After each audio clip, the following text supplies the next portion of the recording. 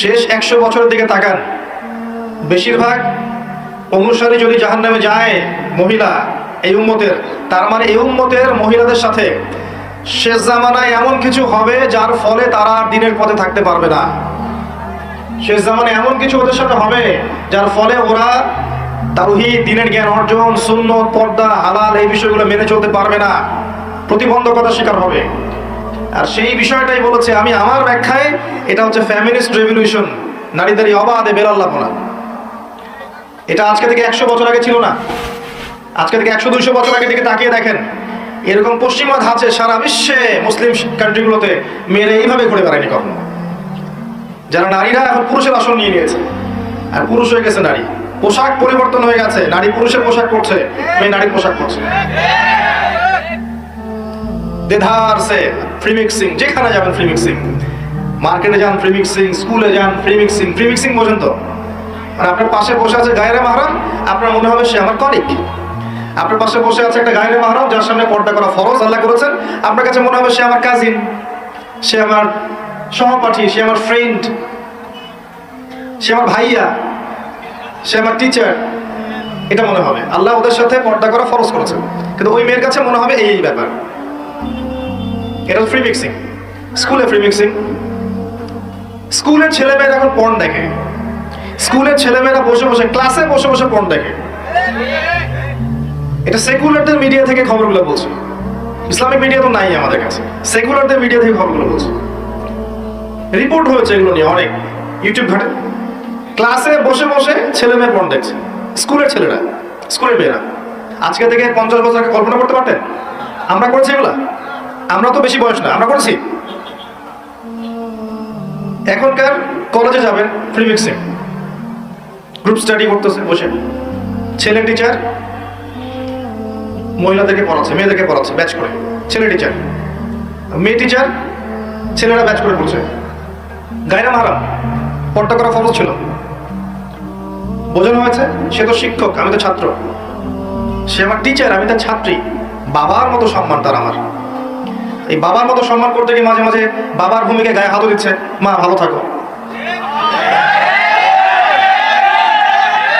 আমি যা বলছি 100% হক কথা বলছি।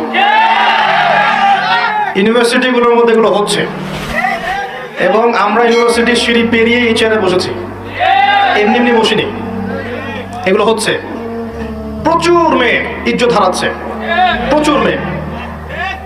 এবং কোনো কোনো ক্ষেত্রে দেখা যায় মহিলা টিচারের সাথে ছেলেদেরও সম্পর্ক হয়ে গেছে, এমন হয়েছে। তাহলে এটা নিশ্চয়ই শিক্ষা ব্যবস্থার উন্নতি, অগ্রগতি, প্রগতি বলতে পারি না আমরা।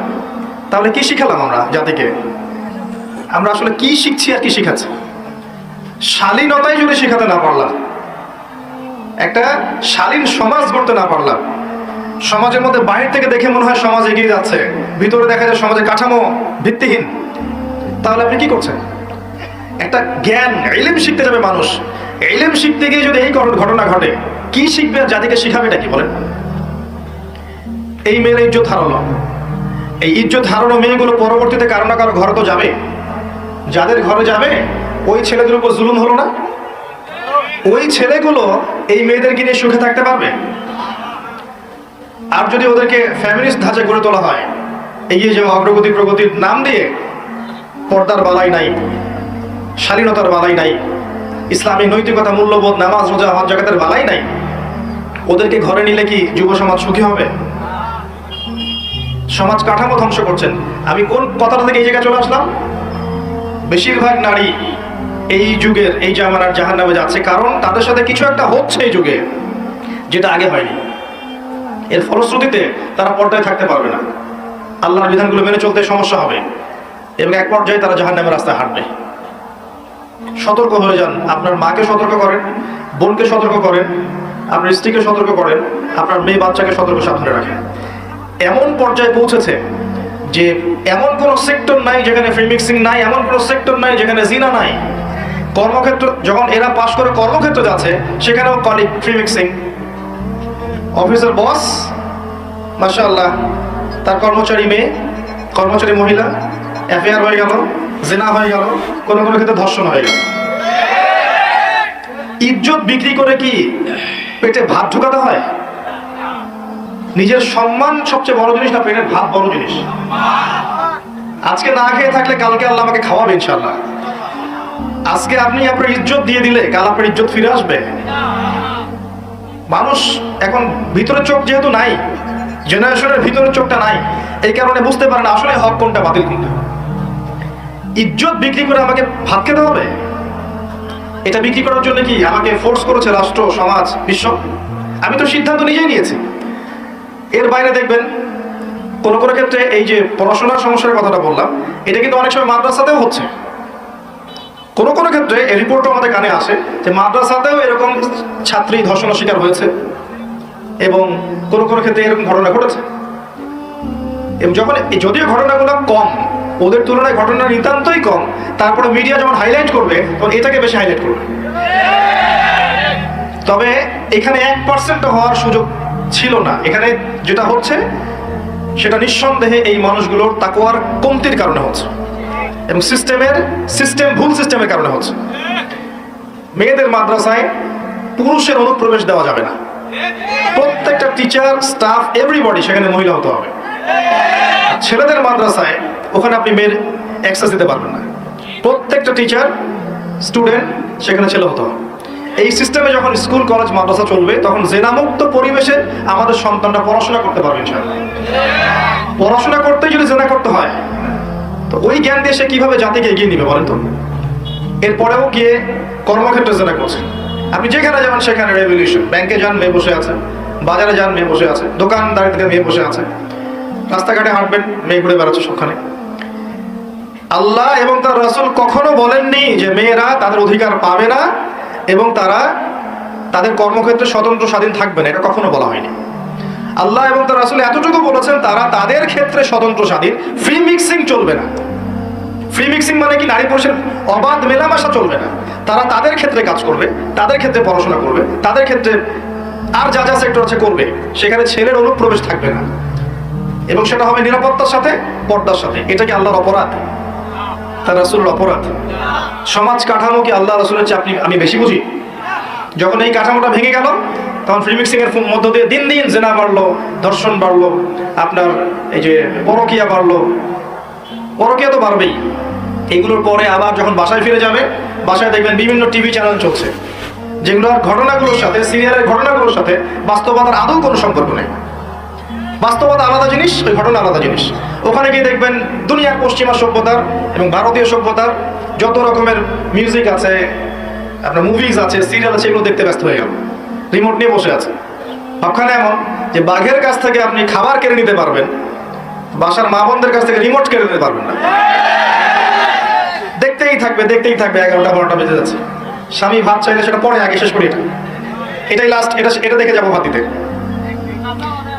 এক পর্যায়ে এটা দিয়ে কি হচ্ছে? এটা দিয়েও মাইন্ড প্রোগ্রামিং হচ্ছে।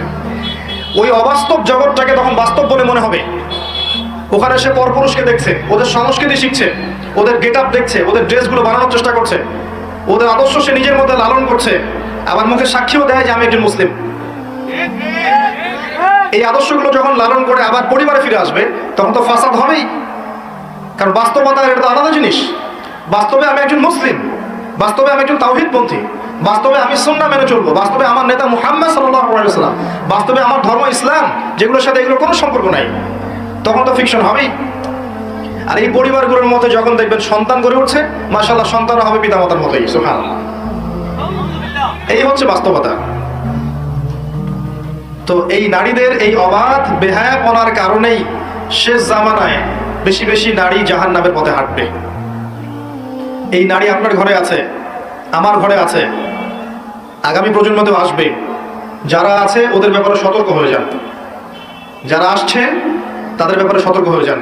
মেয়েকে ছোট্টবেলা থেকে তারবিয়ত দিয়ে বড় করেন।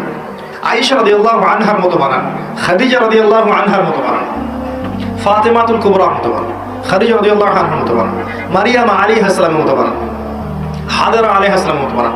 এমন করেন যেন আপনার মেয়েটা যার ঘরে যাবে সেই ঘরটা যেন জান্নাতের টুকরা হয়ে যায়। এবং আপনার মেয়ের গর্ভ থেকে যে সন্তানগুলো হবে, এই সন্তানগুলো আগামীতে যেন উম্মার মুজাহিদ হতে পারে, এমন করে আপনার মেয়েকে বড় করেন। সকালে এখানে লেকচার দিয়েছিলাম মনে হয়, সকালে বলেছিলাম যে ওই যে ইসমাইল আলাইহিস সালাম, যাকে বলা হচ্ছে তোমাকে জবাই করব, মনে আছে? তিনি বলেছেন কি? সাতাজিদুনি ইনশাআল্লাহ মিনাস সাবিরিন, ইফআল মা তুমার। বাবা আপনাকে যে আদেশ করেছেন আল্লাহ আপনি তাই করেন, আমাকে ধৈর্যশীল পাবেন ইনশাআল্লাহ। বয়স আমার চেয়ে মিনিমাম 15 বছর কম হবে তার। এই বয়সের একটা বাচ্চাই কথা বলছে। আমার বলার পয়েন্ট হচ্ছে এই বাচ্চাটাকে তার মা মানুষ করেছে, তার বাবা মানুষ করেনি। ইসমাইল আলাইহিস সালামকে গড়ে তুলেছেন তার মা, তার বাবা নন। যদি আপনি ইসমাইল আলাইহিস সালামের মায়ের মতো মেয়ে, বোন, স্ত্রী পান বা তৈরি করতে পারেন, তখন গিয়ে আপনি দেখবেন ইসমাইলের মতো সন্তান হবে ইনশাআল্লাহ। তার আগ পর্যন্ত সম্ভব না। এই ফ্যামিলিস্ট রেভলিউশনের মহিলাদের গর্ভ থেকে আপনি খালিদ বিন ওয়ালিদ, ওমর ইবনে খাত্তাব, ইসমাইলের মতো সন্তান যাচ্ছেন। এখানে আপনি বলিউড হলিউডের নায়কের মতো সন্তান পাবেন, এর বেশি কিছু আশা করতে পারেন না। এরপরে যদি এদেরকে আল্লাহ হেদায়েত দেন সেটা আলাদা বিষয়। এবার আসেন, আমি আলোচনা একটা পয়েন্টে গিয়ে এই জায়গা থেকে শেষের দিকে যাচ্ছি, এই অংশটুকু ভালো করে বোঝো। আমরা যে 5টা প্রশ্ন ছিলাম, যে জীবনটা কিভাবে কাটিয়েছো, যৌবনটা কিভাবে কাটিয়েছো, তারপরে প্রশ্ন করবেন আল্লাহ পাক উপার্জন কোন পথে করেছো, 4 নাম্বার প্রশ্ন করবেন কোন পথে ব্যয় করেছো, আর 5 নাম্বার করবেন জানা অনুযায়ী আমল করেছো কিনা। এই 5 প্রশ্নের উত্তর না দেওয়া পর্যন্ত কিয়ামতের মাঠেও কেউ আমল নামা ডান হাতে পাবে না, হিসাব নিকাশ শুরু তো হবে না, তার পা আগাতে পারবে না, পুলসিরাতও পার হওয়ার সুযোগ দেওয়া হবে না, এবং চিরস্থায়ী জান্নাত জাহান্নামের ফয়সালাও হবে না, দাঁড়িয়ে থাকতে হবে। এখন প্রশ্ন হচ্ছে যে এই ফিতনাময় পরিবেশে কিভাবে আমরা এমনভাবে চলতে পারি যার ফলশ্রুতিতে আমরা ওই প্রশ্নগুলোর উত্তর দিতে পারবো। এটাই সবচেয়ে বড় চ্যালেঞ্জ, তাই না? সবচেয়ে বড় চ্যালেঞ্জ এখন এটাই। কারণ আমরা আজকে শিখে ফেলেছি অলরেডি যে আপনার আমার আত্মা মরবে না। আমরা শিখে ফেলেছি অলরেডি যে আমাদেরকে দুনিয়ার জীবনটা দেওয়া হয়েছে পরীক্ষা করার জন্য। আমরা শিখেছি এরপরে আমাদের জন্য চিরস্থায়ী জীবন আসছে, এই জীবনটা শেষ নয়, মৌত সবকিছু শেষ নয়। আমরা এটাও জেনেছি যে এই 3টা, 5টা, 8টা প্রশ্নের উত্তর আপনাকে আমাকে সবাইকে ফেস করতে হবে, কেউ বাদ যাবে না। একদম ইসরায়েলের প্রেসিডেন্ট থেকে শুরু করে আপনি আমি পর্যন্ত, ওই বিশ্ব নেতা থেকে শুরু করে আপনি আমি পর্যন্ত, এই বিশ্বের প্রত্যেক নেতা, প্রত্যেক কর্মী, প্রত্যেক ধর্মনেতা, প্রত্যেক বিশ্ব নেতা, প্রত্যেক পলিটিক্যাল নেতা, প্রত্যেক হিউম্যান বিং, অর্থনৈতিক নেতা, সামাজিক নেতা, হুএভার হি ইজ, সে যেই হোক না কেন, তাকে এই 8টা প্রশ্ন ফেস করতেই হবে, যেই হোক না কেন। আল্লাহ কাউকে দেখে বাজ বিচার করবেন না। এবার আসেন কিভাবে সম্ভব এগুলো উত্তরে যাওয়া। 1 নম্বরে আসি, যদি আপনি আমি শিরিক না করি, শোনেন আমার কথা, আপনি আমি যদি শিরিক না করি তাহলে মান রব্বক উত্তর দিতে পারবেন ইনশাআল্লাহ। শিরিক কি, কেন, কত প্রকার শেখার জন্য একটা বইয়ের নাম বলে দিচ্ছি, কিতাবুত তাওহীদ। এই বইয়ের অনেক প্রকাশনা সংস্থা থেকে ছাপানো হয়েছে এবং ব্যাখ্যা করা হয়েছে। কিতাবুত তাওহীদ অনলাইনে খুঁজবেন, অফলাইনে কিনবেন। আমি রিকোয়েস্ট করবো সবার বাসায় একটা করে লাইব্রেরি করবেন, পারবেন না? প্রত্যেকের বাসায় একটা করে লাইব্রেরি করবেন, পার্সোনাল লাইব্রেরি। সেখানে কোরআনের তাফসীর কিনবেন, হাদিসের বইগুলো কিনবেন, ইতিহাসের বইগুলো কিনবেন, ফিকহের বই কিনবেন, রাসূলের সিরাতগুলো কিনবেন, সাম্প্রতিক বিশ্বের বইগুলো কিনবেন। একটা পার্সোনাল লাইব্রেরি আপনার থাকবে, যেখানে আপনি প্রতিদিন 1 ঘন্টা 2 ঘন্টা সময় ব্যয় করবেন। এই ফোনটা বন্ধ করে রেখে দিন। ওইখানে যখন বসবেন ফোন অন করবেন না, ফোন অন করবেন না, ফোন বন্ধ থাকবে। আপনি 2 ঘন্টা পড়াশোনা করবেন, তারপরে বেরোবেন। পারবেন না? মাসে 5,000 টাকার বই কিনবেন, পারবেন? 5,000 টাকা আপনার গার্লফ্রেন্ডের পিছনে যায় মাসে, পারবেন না বই কিনতে? ফোনের পিছনে যায়, মেগাবাইট কিনতেও দেখবেন 1000 টাকা যায়। আসেন তাওহীদে থাকতে হবে। শোনেন, যে আদর্শ লালন করে শাহজালাল রাহিমাহুল্লাহ এই অঞ্চলে জালেম শাসক এই গৌর গোবিন্দর বিরুদ্ধে যুদ্ধ করেছেন, তরবার হাতে নিয়েছেন, মাজলুমের অধিকার ফিরিয়ে দিয়েছেন। আপনাদের এই জায়গাটা বরকতময় হয়ে গেছে মাশাআল্লাহ। গ্যাসের পরে আসে তেল, এরপর আসবে তেল, তেলের আগে গ্যাস আসে। আপনাদের চা বাগান, আপনাদের এখানে বৃষ্টি, আবহাওয়া, পরিবেশ, মানুষের মধ্যে একটা রুহানি ভাব, বেশি বেশি নামাজি, আতর আগর কত নিয়ামত দিয়ে আপনাদেরকে ভরে রেখেছেন আল্লাহ পাক। চিন্তা করেছেন ওই যে মানুষগুলো এখানে আধ্যাত্মিকতা নিয়ে এসেছিলেন তাদের এই রুহানি প্রভাব এখনো আছে এখানে। একই ফ্লেভার আপনি পাবেন, মদিনায় যান সেখানে ফ্লেভার পাবেন, ওখানে আধ্যাত্মিক পরিবেশ পাবেন। আমি বাগেরহাটে গিয়েছিলাম খান জাহান আলী রাহিমাহুল্লাহ ওনাদের ওখানে প্রোগ্রাম করতে, ওখানেও দেখবেন একটা রুহানি একটা ফ্লেভার আছে। আগেকার যে মানুষগুলো ছিলেন আল্লাহওয়ালা, মুজাহিদ, মুজাদ্দিদ, আলেম, ফুকাহায়ে কেরাম, ওলামায়ে কেরাম, নূরওয়ালা মানুষ, বসিরাওয়ালা মানুষ, তাজকিয়াওয়ালা মানুষ, তাদের একটা রুহানি পরিবেশ থাকে, একটা প্রভাব থাকে, রোয়াব থাকে। আপনাদের অঞ্চলে নিঃসন্দেহে আছে, কোনো সন্দেহ নেই। আপনাদের অঞ্চলের মানুষ অন্য অনেক অঞ্চলের মানুষের চেয়ে বেশি নামাজি, বেশি আল্লাহকে ভয় করে, বেশি যাকাত দেয়, বেশি তাকওয়া আছে, দিনকে ভালোবাসে অন্য অঞ্চলের চাইতে। আমি দেখেছি, আমি প্রমাণ করছি। কারণ আছে এই প্রভাব। ওই মানুষরা যে প্রভাবে এখানে এসেছেন, যে মজলুমদের সহযোগিতা করতে, জালেমের শিকড় উপড়ে ফেলতে, সেই মানুষের কবরকে কেন্দ্র করে আজকে মানুষ কি না করছে। অথচ সেই মানুষ যে আদর্শ নিয়ে এসেছিলেন সেই আদর্শের যারা পরিমাণ বালাই নাই। একটা হক কথা অন্যায়ের বিরুদ্ধে বলতে পারছে না, তার কবরকে এভাবে মুছে নিয়ে বরকত দিলে বরকত আসবে? তাওহীদে না থাকতে পারলে উনি আপনাকে পরকালে পার করে দিবেন? উনাকে সেজদা করলে আল্লাহ তাওহীদে সেজদা করা হবে? পরকালে আমি যদি ভালো আমল না করি, দুনিয়া থেকে ঈমান আমল নিয়ে যেতে না পারি, পরকালে তার ক্ষমতা আছে আমাকে পুল সিরাত পার করে দিবে? নবী সাল্লাল্লাহু আলাইহি ওয়াসাল্লাম তার মেয়েকে বলছেন, ইয়া ফাতিমা, দুনিয়াতে যা চাওয়ার আমার কাছে চেয়ে নাও, পরকালে আমি তোমার কোনো উপকার করতে পারবো না। আয়েশা রাদিয়াল্লাহু আনহা একদিন কাঁদছেন অঝোর নয়নে। আয়েশা, তুমি কাঁদছো কেন? ইয়া রাসূলুল্লাহ, আপনি একটা হাদিসে বলেছেন যে কিয়ামতের মাঠে কেউ কাউকে চিনবে না, আমাকে বলেছেন, এটা মনে করে আমার কান্না আসছে। আসলে কি কেউ কাউকে চিনবে না? নবীজি বললেন, কয়েকটা জায়গা আছে আয়েশা, যখন আমি তোমার কথা মনে রাখতে পারবো না, আমি তোমার স্বামী তোমার কথা মনে রাখতে পারবো না। যখন আমল নামা ছুড়ে দেওয়া হবে, মানুষ খালি ইয়া নাফসি বলবে যে আমল নামা কোন দিক দিয়ে আসে। যখন পুল সিরাত মানুষ পার হবে, সবাই ইয়া নাফসি বলবে, আমার কি হবে, আমার কি হবে, কেউ কারোর কথা মনে রাখবে না। সত্যিকার অর্থে যদি আমরা আমাদের ওলামায়ে কেরাম, আউলিয়া, তাদের যদি সম্মান করতে চাই, তাদের আদর্শ পালন করতে হবে। তাদের আদর্শ ছিল তাওহীদ, সুন্নাত, অন্যায়ের প্রতিবাদ করা, মজলুমের সাহায্য করা, আধ্যাত্মিকত্ব অর্জন করা, তাজকিয়া অর্জন করা, সমাজ সংস্কার করা, এগুলো তাদের আদর্শ। ওই আদর্শগুলো লালন না করে শুধু তাদের কবরে এভাবে খাওয়ান, আল্লাহই পরান, আল্লাহই বাঁচান, আল্লাহই মারেন, আল্লাহই ইবাদত পাওয়ার যোগ্য, তিনি সেজদা পাওয়ার যোগ্য, তিনি দোয়া পাওয়ার যোগ্য, তার জন্যই কুরবানি, তার জন্যই নজর মানো, তার জন্য সবকিছু। মধ্যস্থতা করতে গেলে শিরক হয়ে যাবে। শিরক হয়ে গেলেই মান রব্য গুরুত্ব দিতে পারবেন না। মাদিনুকে আসেন, ইসলামকে পরিপূর্ণরূপে গ্রহণ করতে হবে। কিছু অংশ মানি, কিছু অংশ মানি না, এমন গ্রহণ করলে ইসলাম টিকবে না। নামাজি, ব্যক্তিগত জীবনে পাক্কা নামাজি, মাশাআল্লাহ। অর্থনৈতিক জীবনে পাক্কা সুদখোর, চলবে না। ইসলামকে পরিপূর্ণরূপে মানতে হবে। ব্যক্তিগত জীবনে পাক্কা নামাজি, কপালে সেজদার দাগ আছে, অর্থনৈতিক জীবনে গিয়ে দেখবেন পাক্কা সুদখোর, চলবে না। ব্যক্তিগত জীবনে দান সদকা করছে মাশাআল্লাহ বেশি বেশি, দেখবেন ফরজ যাকাতই দিচ্ছে না। মাশাআল্লাহ তাহাজ্জুদ পড়ছে, মেয়ে বেপরদায় রাস্তায় পড়ছে। দেখবেন তাসবিহ তাহলিল করছে, চিল্লা দিয়ে বেড়াচ্ছে, বা আর অন্য কাজ করছে দিনের, পরিবারের কাঠামো ইসলাম নাই। দেখবেন এগুলো হচ্ছে। বেশি বেশি তেলাওয়াত করছে মাশাআল্লাহ, এদিকে দেখবেন গীবত, তহমত, অহংকার, হিংসা দিয়ে ভর্তি মধ্যে।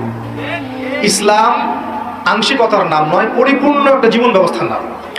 আমরা ইবাদত করব সেখানেও মুসলিম, সামাজিক জীব যখন সেখানেও তো আমরা মুসলিম, সেখানে সামাজিকতাও নবীর সুন্নাহ মতো চলতে হবে। অর্থনীতি চালাবো সেখানেও মুসলিম, সেখানেও অর্থনীতির ক্ষেত্রে আল্লাহর দেওয়া অর্থনীতি গ্রহণ করতে হবে। আপনি সমাজ চালাবেন সেখানেও সামাজিক রীতিনীতির ক্ষেত্রেও ইসলামিক আদর্শ গ্রহণ করতে হবে। পরিবার চালাবো সেখানেও থাকতে হবে। যদি আল্লাহ পাক আপনাকে বিশ্বের নেতৃত্ব দেন, সারা বিশ্বে ইসলামিক লস ইমপ্লিমেন্ট করার দায়িত্ব তখন আপনার উপর বর্তাবে। প্রত্যেকটা ক্ষেত্রে আপনি মুসলিম। শুধুমাত্র ধর্মীয় জীবনে মুসলিম আর অন্যান্য জীবনে আমি মুনাফিক কাফের হয়ে থাকবে, এমন হবে না। যদি হয় মাদিনুক, অ্যান্সার আসবে না। মাদিনুক, অ্যান্সার আসবে না। পরিপূর্ণ জীবন ইসলাম ফলো করতে পারলে উত্তর আসবে ইনশাআল্লাহ। আরেকটা কি ছিল? মান হাযা রাজুলু বুইসা ফীকুম, এই ব্যক্তিকে যাকে পাঠানো হয়েছিল। বিশ্বাস করেন এই পৃথিবীতে কেউ যদি আল্লাহ রাসূল সাল্লাল্লাহু আলাইহি ওয়াসাল্লামকে বাদ দিয়ে, তার সুন্নতকে বাদ দিয়ে অন্যের আদর্শ ফলো করা শুরু করে, সে উত্তর দিতে পারবে না। করণীয় কি? খুব সহজ, খুব সহজ। ইস্তেগফার করেন, আস্তাগফিরুল্লাহাল্লাযী লা ইলাহা ইল্লা হুয়াল হাইয়ুল কাইয়্যুম ওয়া আতুবু ইলাইহি, তওবা করে ফিরে আসেন। আগামীকাল সকাল থেকে ঘুম থেকে ওঠা থেকে নিয়ে ঘুমানো পর্যন্ত প্রত্যেকটা কাজ আপনি নবীর সুন্নাহ মতো করার চেষ্টা করেন। ঘুম থেকে ওঠেন, দোয়া পড়েন, বাথরুমে যান, দোয়া পড়েন, বের হন, দোয়া পড়েন, খাইতে বসেন, দোয়া পড়েন, খাওয়া শেষ, দোয়া পড়েন, নামাজে যান, হেঁটে হেঁটে যান, নামাজটা তার মতো ধীর স্থির ভাবে পড়েন, বসে থাকেন, জিকির আজগার করেন, জিকির আজগার শেষ তেলাওয়াত পড়েন এক পারা করে, আপনি স্কুলে চলে যান, কলেজে যান, চাকরি ক্ষেত্রে যান, ব্যবসায় যান, সেখানে আমানতদারিতা বজায় রাখেন, ইসলামিক নৈতিকতা বজায় রাখেন, বাসায় ফিরে আসেন, পরিবারকে ইসলামের মতো সময় দেন, রাতে আবার ঘুমিয়ে যান। সারাদিন ইবাদত, সারাটা দিন ইবাদত। আপনি লেখাপড়া করছেন, এমন জ্ঞান অর্জন করেন যে জ্ঞান দিয়ে আপনি দিনের খেদমত করতে পারবেন। আপনি ব্যবসা করছেন, আমানতদারিতা বজায় রেখে, কাউকে না ঠকিয়ে, মাপে কম না দিয়ে, সিন্ডিকেট না করে ব্যবসা করেন, নেকি হবে। আপনি পরিবার চালাচ্ছেন, পরিবারটাকে ইসলামিক পরিবারে গড়ে তোলেন, আপনার পরিবারটাই জান্নাতের টুকরা। আপনি আলেম, মাদ্রাসায় পড়াচ্ছেন, আপনি খুলুসিয়াত রেখে মাদ্রাসায় তালিম দিতে থাকেন, প্রত্যেকটা দিন আপনার ইবাদত। আল্লাহ আপনি আরো বড় ক্ষমতা দেন, সেখানে বসে আপনি দিনের জন্য কিছু করেন, ইবাদত।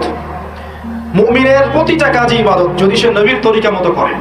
যদি করে তবেই উত্তর দিতে পারবে, হ্যাঁ ওই ব্যক্তি হচ্ছেন মুহাম্মদ সাল্লাল্লাহু আলাইহি ওয়াসাল্লাম।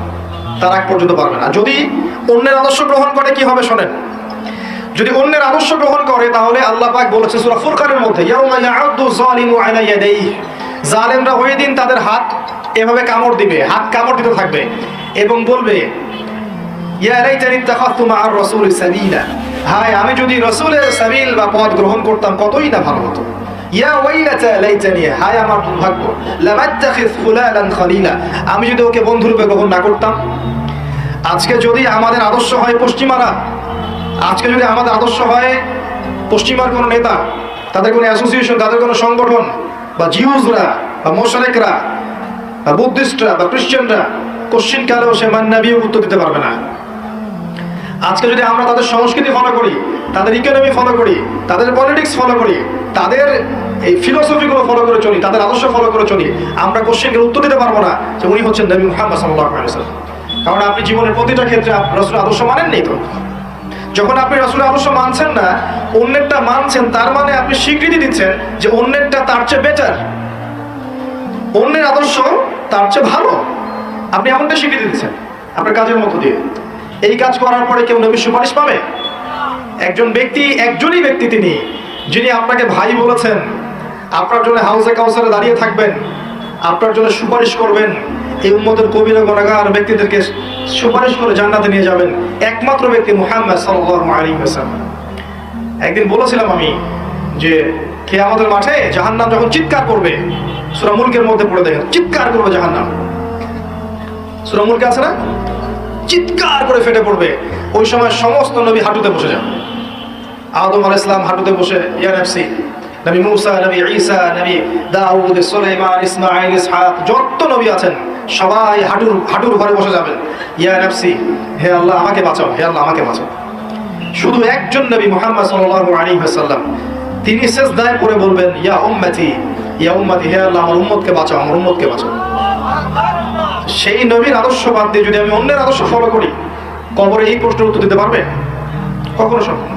এজন্যই শোনেন, এজন্যই আমাদের নবী নিজেই এই উম্মতের বিরুদ্ধে একটা অভিযোগ করবেন, সূরা ফুরকানের মধ্যে আছে, রব্বি ইন্না কওমি ইত্তাখাযু হাযাল কুরআনা মাহজুরা। তাকে বলা হবে, হে মুহাম্মদ তোমার উম্মতের এই অবস্থা কেন হলো? তিনি বলবেন, হে আমার আল্লাহ, হে আমার রব, আমার কওম আমার রেখে যাওয়া কোরআনকে পরিত্যাগ করেছিল। আমরা তাই করেছি না? পাশাপাশি কোরআন আছে, খুলে দেখে কেউ? 40-এর দিন দেখে, কোনখানের দিন দেখে, বছর কি দিন দেখে, তাই না? সারা বছর পড়ে থাকে। খুব কম মানুষই কোরআন পড়তে জানে, জানেন? এই উম্মতের এখন খুব কম মানুষই কোরআন পড়তে জানে। এমন অনেক যুব সমাজ আছে এই উম্মত মুহাম্মাদের কোরআনটা চোখেও দেখেনি কখনো। খুব কম মানুষ এই উম্মতের কোরআনের অর্থ বোঝে। অনেক হাফেজে কোরআনও আছে যারা কোরআনের অর্থ বোঝে না। খুব কম প্রতিষ্ঠান আছে যেখানে কোরআন বাধ্যতামূলক পড়ানো হয়, 1% 2% হবে না যেখানে কোরআন বাধ্যতামূলক পড়ানো হয়। এরপরে আলাদা করে মাদ্রাসা খুলতে হয়েছে যেখানে কোরআন পড়ানো হয়। এই উম্মত কোরআনকে পরিত্যাগ করেনি, করেছে। কোরআনের বিধিবিধানগুলো পরিত্যাগ করেনি। খুব কম মানুষ আছে এই উম্মতের 5 ওয়াক্ত নামাজ পড়ে, খুব কম মানুষ এই উম্মতের যাকাত দেয়, খুবই কম মানুষ এই উম্মতের আছে যারা হালাল খায়, জেনা থেকে দূরে আছে, মাদক থেকে দূরে আছে, কমই মানুষ আছে। এজন্যই নবীজি বলেছেন সাল্লাল্লাহু আলাইহি ওয়াসাল্লাম 73টা দল হবে উম্মতের, একটা জান্নাতে যাবে, বাকি 72টা জাহান্নামে যাবে। এজন্যই 1999 জন মানুষ জাহান্নামে যাবে। সতর্ক হয়ে যান, আমরা কোরআনকে যেন পরিত্যাগ না করি। এই তিনটার উত্তর কি হলো? তাওহীদে থাকবেন, ইনশাআল্লাহ উত্তর দিতে পারবেন। 2 নাম্বার, দিনকে পরিপূর্ণরূপে পালন করবেন, ইনশাআল্লাহ উত্তর দিতে পারবো। 3 নাম্বার, নবীর আদর্শ মেনে চলবেন, ইনশাআল্লাহ উত্তর দিতে পারবেন। তারপরের 5-এ যান, এখানে গিয়ে আপনাকে করা হবে সারা জীবন কিভাবে কাটিয়েছে।